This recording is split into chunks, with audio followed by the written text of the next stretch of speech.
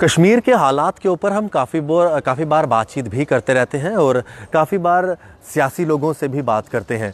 रोज़ाना अलग अलग तरह की स्टेटमेंट्स आना राजनेताओं की तरफ से वो लाजमी है जम्मू कश्मीर में, क्योंकि एक तरफ से जहां इलेक्शन आ रहे हैं वहीं दूसरी तरफ से अगर बात की जाए तो राजनेताओं के भी अलग अलग स्टेटमेंट्स आ रही हैं। जहां पर नेशनल कॉन्फ्रेंस का ये कहना है कि जम्मू कश्मीर के हालात ठीक होने के लिए या फिर अगर वो सत्ता में आते हैं तो वो ऑपरेशन ऑल आउट बंद करेंगे। वहीं पीडीपी का ये कहना है कि जो आतंकी हैं वो सन ऑफ द सॉइल है। जहाँ तक गवर्नर साहब की बात करें तो गवर्नर साहब ने तो साफ नकार ही दिया कि ऑपरेशन ऑल आउट जैसी कोई चीज़ यहाँ पर चल रही है। उन्होंने ये कहा कि अगर कोई बंदूक उठाएगा तो उसका जवाब बंदूक से ही देंगे। चलिए, ये तो रही सियासी बातें।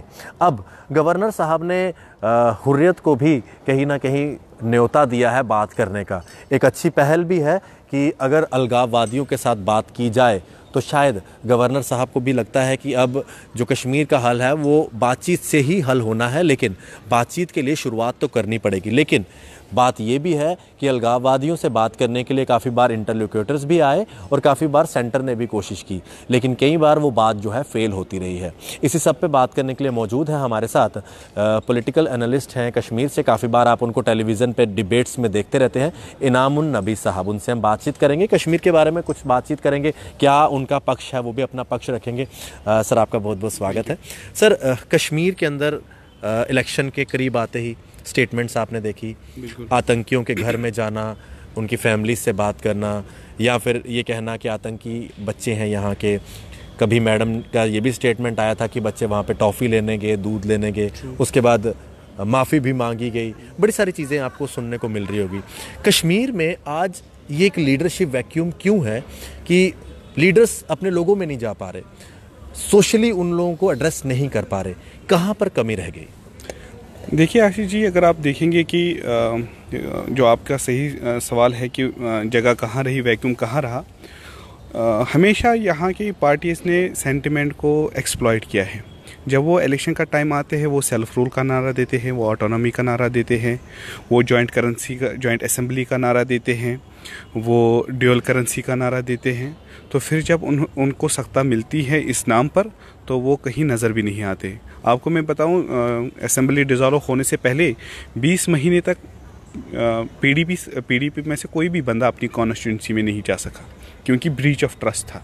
जिसके लिए उन्होंने वोट लिया था वहाँ उन्होंने वो फुलफिल नहीं किया। कहीं सेल्फ रूल नहीं था, कोई सेल्फ रूल पर कोई पहल नहीं हुई, कोई जॉइंट करेंसी की दूर की बात, जो उन्होंने कहा था गोली नहीं बात बनेगी बोली से, वहाँ तो गोलियाँ ही चली, बोली कहीं थी नहीं।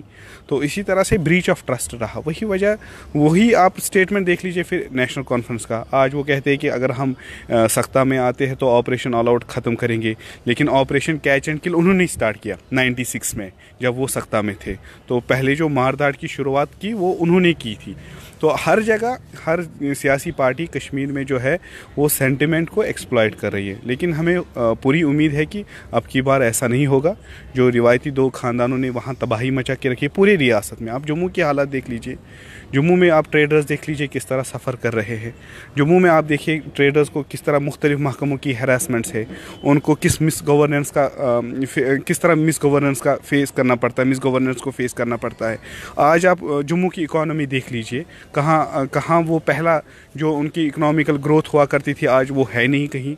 तो लिहाजा सभी यहाँ पर जो पार्टीज़ है, मेन स्ट्रीम पार्टीज़ है, चाहे वो नेशनल पार्टीज़ है या लोकल पार्टीज़ है, रीजनल पार्टीज़ है, उन्होंने लोगों का भरोसा तोड़ा है। चाहे वो जम्मू की बात हो, मैं खासकर कश्मीर की बात करता हूँ, वहाँ पर भी उन्होंने सेंटिमेंट को इस्तेमाल किया। अब अगर ये लगता है मैडम को कि मिलिटेंट्स के घर जाकर हमदर्दी वो फेक है, हमदर्दी दिखाकर वो कुछ हासिल कर सकती है, I think it is too late. और लोग काफ़ी समझदार हैं। लोगों को आज आपकी और मेरी बातों की ज़रूरत नहीं है। आज सोशल मीडिया का ज़माना है, आज ये जो पब्लिक है वो सब जानती है। नबी साहब, जो आपने बात की कि इन दोनों सत्ताधारी पार्टियों की अब ज़रूरत नहीं है, लोग नकार चुके हैं इन पार्टीज़ को। मैं नहीं चाहता कि आपके इस इंटरव्यू के बाद आपको भी कोई टैग लगा दिया जाए कि अगर आप इन दो पार्टीज़ के अगेंस्ट बोल रहे हैं कि शायद नबी साहब किसी और पार्टी की तरफ इंक्लाइंड है, जो आज कश्मीर घाटी में सुनने को मिल रहा है। वहीं दूसरी तरफ थर्ड फ्रंट एक खड़ी हो चुकी है। सज्जाद लोन साहब रोज़ाना अगर उनके साथ कोई भी आदमी ज्वाइन कर रहा है किसी भी पार्टी का हो, वो अपनी हर तकरीर में 87 का वास्ता ले रहे हैं, 87 की रिगिंग की बात की जा रही है। वहीं दूसरी तरफ शाह फैज़ल एक बड़ा चेहरा बन के भी कश्मीर में नज़र आ रहा है। हालांकि पीछे तो बात ये भी थी कि वो नेशनल कॉन्फ्रेंस जा सकते हैं, उमर साहब ने भी वेलकम किया था, लेकिन कहीं ना कहीं जो सोशल मीडिया पे ट्रोलिंग हुई, बाकी सारी बातें आई, तो उन्होंने थोड़ा सा भी डिले रखा है किसी पार्टी में जाएंगे या नहीं जाएंगे। लेकिन कश्मीर घाटी के हालात को लेकर उन्होंने अपने आईएएस ऑफिसर से रिज़ाइन करके जो है इलेक्शन में उतरने की सोच रहे हैं। अब वो क्या लगता है कि आप विकल्प या तो थर्ड फ्रंट रह गया या फिर शाह फैज़ल जैसे और चेहरे रह गए हैं जो यंगस्टर्स की बात करेंगे? देखिए, जो आपने पहले थर्ड फ्रंट की बात की, थर्ड फ्रंट कौन लोग थर्ड फ्रंट में गए? जिस बात के जो आप बात जिक्र कर रहे हैं, लोग ये तब समझते कि ये कोई थर्ड फ्रंट हैं जब वो इख्तिदार में रहकर कोई ऐसा स्टेप लेते। उन्होंने स्टेप लिया, लेकिन जब उनसे वो कुर्सी छीनी गई थी। मुझे बताइए, हमें एहतराम है इमरान साहब का। इमरान साहब ने भी तब सजाद साहब को ज्वाइन किया जब इमरान साहब यहाँ से उनकी मंत्रीशिप गई थी। अगर वो मंत्री होकर कोई थर्ड फ्रंट बनाते तब ये कहते कि लोगों के साथ इंसाफ नहीं हो रहा है, हम गवर्नेंस पर कुछ डिलीवर नहीं कर रहे, वहाँ पर ऑटोक्रेसी है उनकी पार्टी में, या गवर्नेंस ब्यूरोक्रेसी का जो ट्रांसपेरेंट होना वो एक फुकदान है। अगर उस वक्त कोई स्टेप वो लेते तो हो सकता था कि वो कुछ हासिल कर लेते। लेकिन उन्होंने भी तब बनाई पार्टी, और ये वही लोग हैं जो एनसी में है, पीडीपी में है, कांग्रेस में है। ये तो आजमाए हुए लोग हैं। मैंने इसलिए कहा आपको कि लोग यहाँ पर कोशिश कर रहे हैं कि नया कोई चेहरा आए। और जो दूसरी बात आपने अभी कही शाह फैसल की, शाह फैसल ने अपने इंटरव्यू में ये कहा कि मैं केजरीवाल और इमरान खान से इंस्पायर हूँ। आपको उसी से वो एक क्लू मिलना चाहिए कि केजरीवाल भी एक IRS ऑफिसर रहे हैं। उन्होंने भी प्रीमैच्योर रिटायरमेंट ली, रिजिग्नेशन करने के बाद उन्होंने कांग्रेस ज्वाइन नहीं किया, उन्होंने बीजेपी ज्वाइन नहीं किया। वो तब्दीली चाहते थे, वो अपने लोगों को राहत पहुँचाना चाहते थे, तो वो एक रीज़न बनाकर उन्होंने नई पार्टी शुरू की। वही बात आप इमरान खान साहब की लीजिए। इमरान खान साहब एक वर्ल्ड स्टार है। उनको वो अगर चाहते वो पार्लियामेंट मेंबर क्या मंत्री भी बन सकते थे, डिप्टी प्राइम मिनिस्टर भी बन सकते थे अगर वो किसी पार्टी में जाते, वहाँ पर चाहे वो नवाज शरीफ के साथ जाते या जरदारी साहब के साथ जाते। लेकिन वो चाहते थे कि अपने लोगों को राहत पहुँचाना। उनका मुद्दा और मकसद ये था कि लोगों को राहत मिले, लोगों को एक अकाउंटेबल ब्यूरोक्रेसी मिले, गवर्नमेंट मिले, ट्रांसपेरेंट गवर्नमेंट मिले। उन्होंने भी तहरीक इंसाफ शुरुआत की।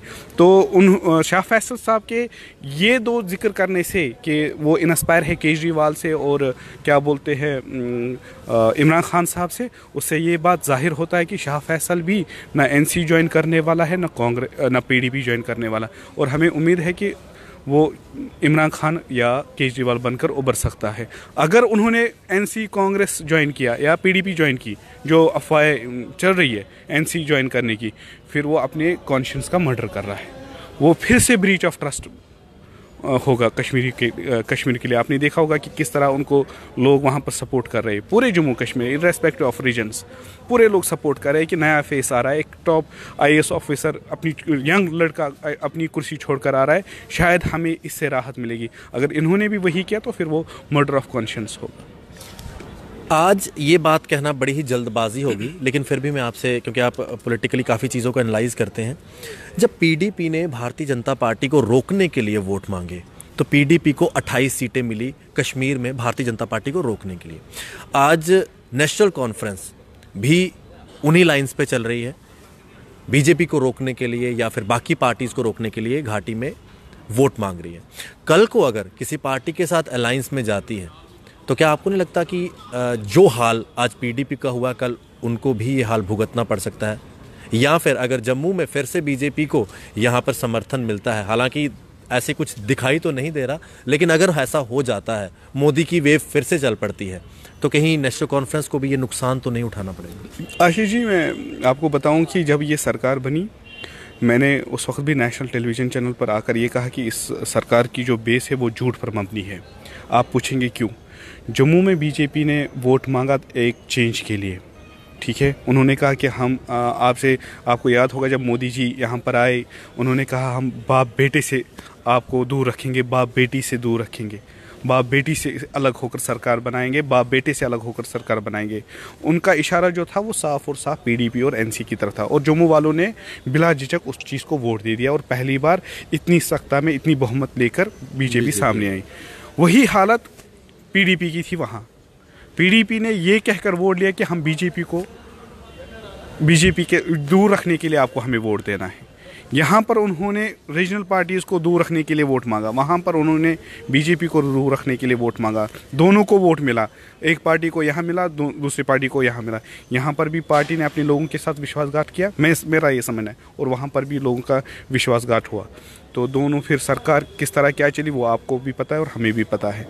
लेकिन अब की बार जो होगा, मुझे लगता है कि नए लोगों को सामने आकर अपने लोगों के लिए, आपको पता है कि किस तरह यहाँ पर आज बच्चे सफ़र कर रहे हैं मिस गवर्नेंस की वजह से। निपोटिज्म, फेवरेटिज्म, रेड टेपिज्म, जितने भी आप सरकारें देखेंगे, किसी न किसी ने हर एक तरह से अपने अपने हिस्से में करप्शन का एक बहुत बड़ा बैगेज रखा हुआ है, चाहे वो पीडीपी हो या एनसी हो।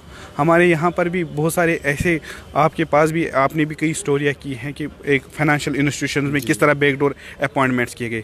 आज के एस्पायरेंट्स की हालात देख लीजिए आप, फिर से हाई कोर्ट, फिर से पब्लिक सर्विस कमीशन से पंगा, जब तक दूसरा तीसरा साल चल रहा है अब इसी केएस बैच को। अभी तक 3 बैच हमारे केएस के निकले होते। आप देख लीजिए, ऐसा महकमा आप कोर्ट कर लीजिए जो सड़क पर ना हो, वो चाहे R&B के डिलवेजर्स हो, सोशल वेलफेयर के डिलवेजर्स हो, आंगनवाड़ी के डिलवेजर्स हो, हर एक कोई ना कोई इशू, टीचर्स हो, डॉक्टर्स हो, NHM डॉक्टर्स हो, हर एक, यहाँ पर हर एक सरकार जो है वो गवर्नेंस देने में बिल्कुल फेल हो चुकी है। तो लोग, मुझे नहीं लगता है कि वो रिवायती सियासतदानों पर भरोसा करेंगे, वो नए चेहरों को कम से कम मौका ही देंगे। नबी साहब, एक आखिरी सवाल है। इसी बीच में एक अभी रिसेंट डेवलपमेंट हुई थी, जो जामिया मस्जिद का इंसिडेंट हुआ, जब IAS के झंडे लेके कुछ लोग जो हैं एक पावन जगह पर चले गए, एक मुकद्दस जगह पर चले जाते हैं, और इस तरह से जो सब ने देखा, वो वीडियो क्या है सबको बताने की ज़रूरत नहीं है, सब ने वो चीज़ देखी है। ये जो एक नई चीज़ सामने आ रही है कि IAS के झंडे लेके लोग अंदर घुस रहे हैं, इस चीज़ को आप किस तरह से देखते हैं? देखिए, हमने उस वक्त भी मजम्मत की थी, कंडम किया था, जब वो कुछ बच्चे मिंबर पर चढ़े थे।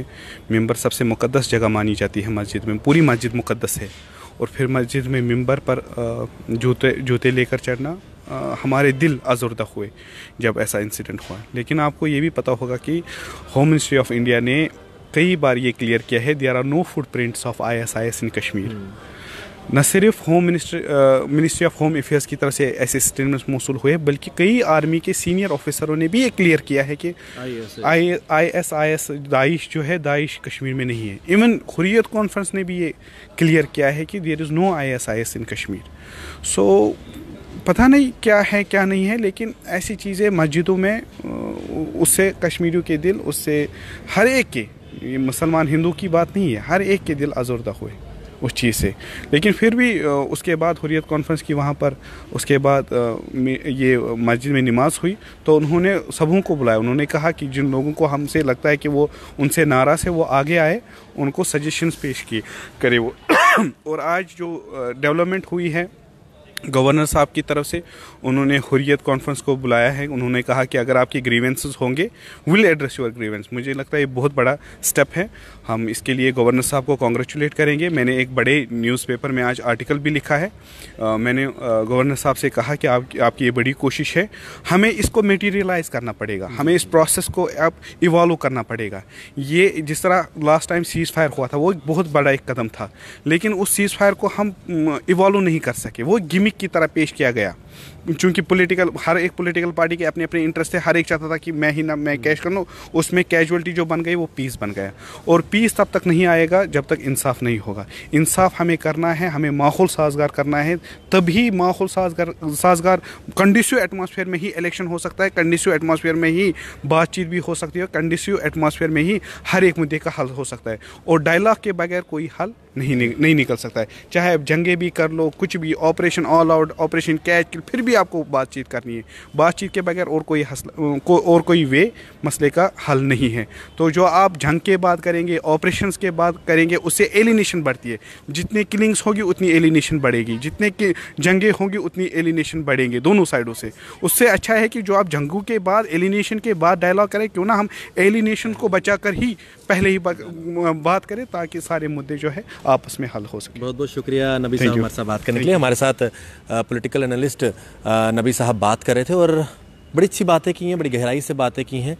बातचीत काफ़ी चीज़ों का हल है, और मेरे ख्याल से जो गवर्नर साहब ने ये हुर्रियत को न्योता भी दिया है, एड्रेस करने की भी बात की गई, मेरे ख्याल से इन सब चीज़ों से कहीं ना कहीं हालात में काफ़ी तब्दीली भी आ सकती है।